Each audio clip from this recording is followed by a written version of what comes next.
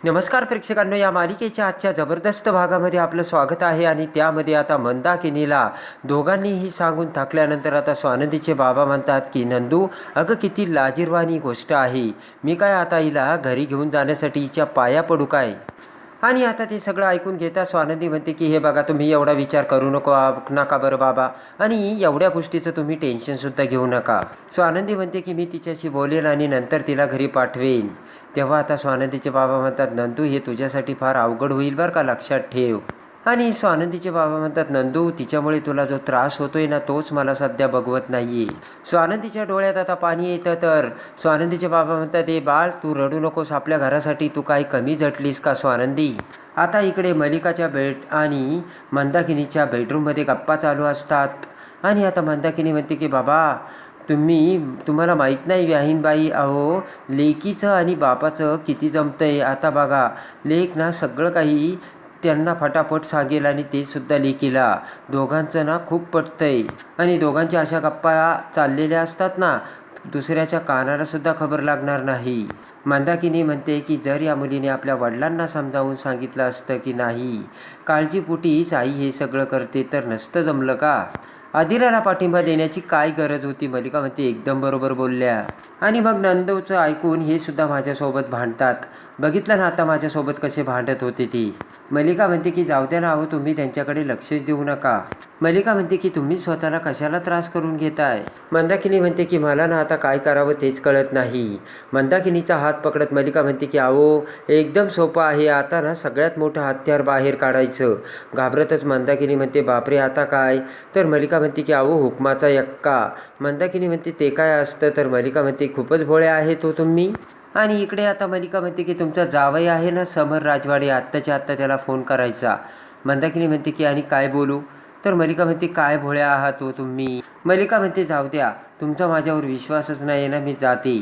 मंदाकिनी थांबत म्हणते, अहो आहे विश्वास, सांगा ना काय करायचं, काय बोलू? आणि मलिका आता समरशी काय बोलायचं हे सगळं आता मंदाकिनीला सांगते. आता इकडे दिलीप म्हणतात की नंदू तुला वाईट वाटतं का? तर स्वानंदी म्हणते, नाही बाबा तुमचंच बरोबर आहे. स्वानंदी म्हणते की बाबा तुम्ही तरी समजून घ्यायला पाहिजे होतं. आणि स्वानंदीचे बाबा म्हणतात की नंदू या बाईचं काय करायचं? बघितलं ना तुझ्या घरात येऊन कशी मजेत राहायला लागली ही बाई, कळतंय का तुला नंदू काही? आणि इकडे आता स्वानंदीचे बाबा म्हणतात, वेळ जर पडली ना, तुझ्या आईपासून बाजूला राहा, वेगळं राहा, यातच तुझी भलाई आहे. आणि स्वानंदीचे बाबा म्हणतात, नंदू मला फक्त तुला सुखात बघायचंय. स्वानंदीचे बाबा म्हणतात, नंदू आता तुला सुद्धा संसार आहे, तुझा संसार तू बघायला हवा, आम्ही आमचं बघून घेऊ. स्वानंदी म्हणते की हेच विचार मला कळत नाही. मुलगी जर माहेरी गेली, म्हणजे मुलगी जर सासरी गेली, तर माहेरचे सगळे नाते सगळ्या लोकांना विसरायचंय का? स्वानंदी म्हणते की हे बघा बाबा, तुम्ही माझी माणसे आहात आणि मी तुमच्यासाठी करत राहणार, बस. आणि इकडे आता स्वानंदीचे बाबा म्हणतात की या मलिका काकूपासून आणि तुझ्या आईपासून सावध राहा, असा सावधानतेचा इशारा आता स्वानंदीचे बाबा स्वानंदीला देतात.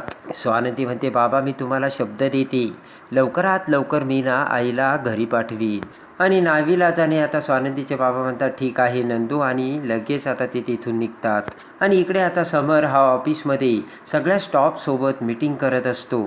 आणि एवढ्यात आता मंदाकिनी समरला फोन करते. भर मीटिंगमध्ये फोन येता क्षणी समर फोन उचलतो. तर आता मंदाकिनी म्हणते की हॅलो जावई बाप्पू, मी मंदाकिनी बोलते. तर आता समर म्हणतो की मी आता मीटिंगमध्ये आहे. तर मंदाकिनी म्हणते, सॉरी तुम्ही मीटिंगमध्ये आहात का? पण वेळच माझ्यावर अशी आली आहे ना. आणि लगेच आता ते ऐकतात. समर म्हणतो, सॉरी मला उठावं लागेल, आणि बोलायला समर आता बाजूला जातो. आणि आता मंदाकिनी म्हणते की अहो जावई बाप्पू, मी ना सतत घरामध्ये कटकट होत होती म्हणून इथे आली, पण आता इथे काय करायचं, माझं मनच रमत नाही आहे. मंदाकिनी म्हणते की अहो आम्हाला एवढ्या मोठ्या घराची सवय नाही आहे, पण आता काय करणार, वेळच तशी आली आहे ना. आणि कुठेतरी मग इथे सुद्धा मन रमायला हवं, म्हणून मला बेडरूममध्ये TV मिळाला असता तर बरं झालं असतं, असे मंदाकिनी बोलते. मंदाकिनी म्हणते, तुम्ही माझ्याच रूममध्ये जर TV दिला तर बरं होईल, कारण खाली जायला आता मी म्हातारी झाले ना, पायऱ्या चढणं उतरणं मला अवघड जातं. आता समर म्हणतो, ऐका ना स्वानंदी मॅडम, तुम्हाला सगळं काही ॲडजस्टमेंट करून देतील. मंदाकिनी म्हणते, स्वानंदी अहो ती कसली काय देते. समर म्हणतो, बरं मी करतो काहीतरी. तर लगेच मंदाकिनी म्हणते, बरं बरं ठेवा फोन.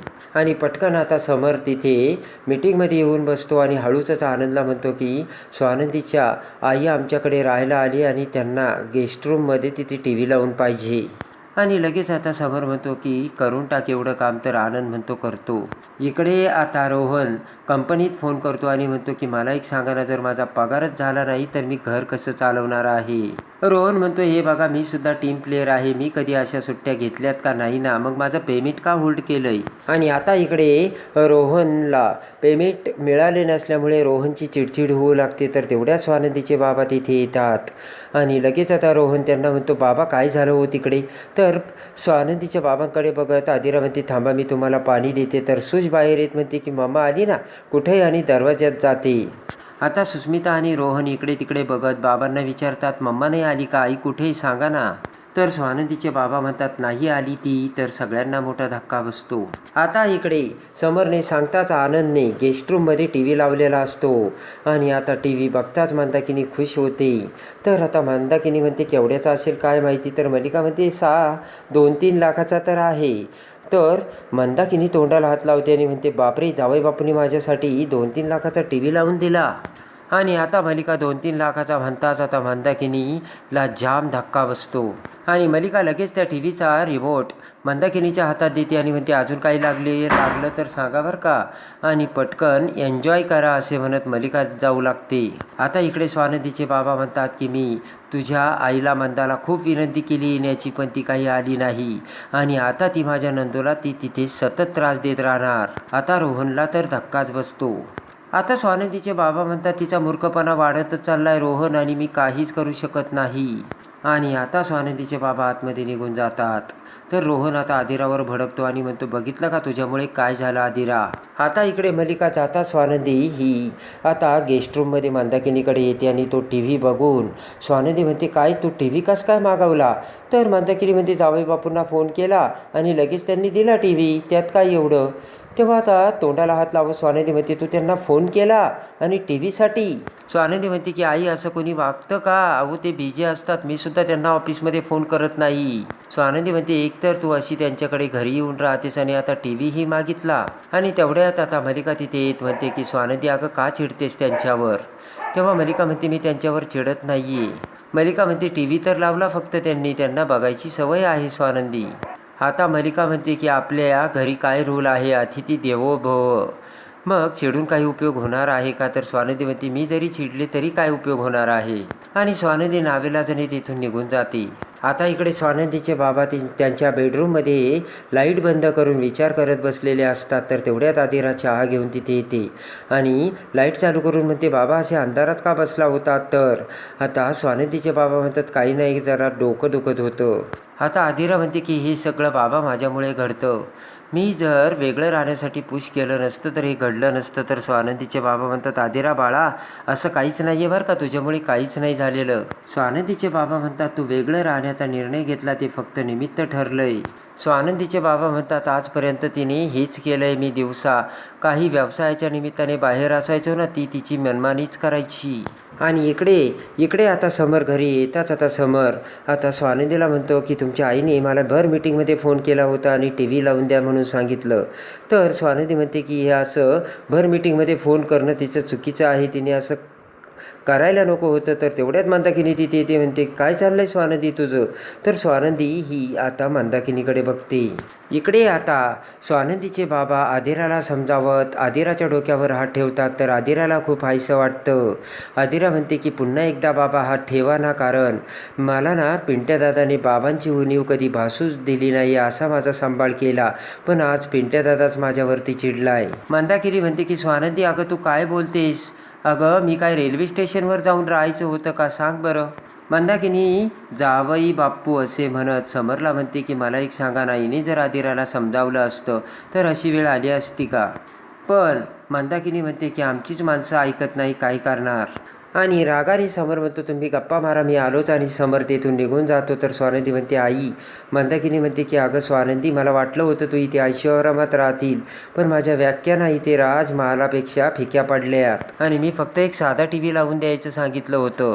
आणि इकडे मल्लिका त्याच वेळेस आता दरवाजाला कान देऊन ऐकून खुश होती. आणि आता मंदाकिनी म्हणते की तू इथे किती ऐशोआरामात आयुष्य उपभोगते, मी जर साधं थोडं आयुष्य उपभोगलं तर तुला का त्रास होतोय. आता स्वानंदीला तर धक्काच बसतो.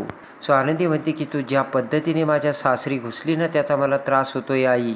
मंदाकिनी म्हणते, असं नाही बोलायचं अगं, मी तुझी आई आहे ना. दुसरे जर असते तर त्याचं तू किती आदरातिथ्य केलं असतं. स्वानंदी म्हणते की आई, तुला कळतंय का तू काय विचार करते, आणि जरा माझ्या जागी येऊन विचार कर बघ. आणि मुलीच्या सासरी येऊन राहतेस तू, तुला काही वाटतं का. स्वानंदी म्हणते, तेही सेटल होऊन राहायचं हे कसं दिसतंय. स्वानंदी म्हणते की अगं, जर तू पाहुणी म्हणून आली असती तर मी स्वतः तुझा पाहुणचार केला असता. स्वानंदी म्हणते की आता तू हे जे काही वागते ते आई अजिबात बरोबर नाहीये. मल्लिका आता कान देऊन ऐकत असते आणि त्यांची मजा बघत असते.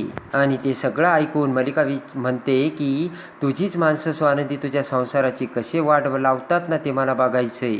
स्वानंदी म्हणते की आई, आता तू घरी जा.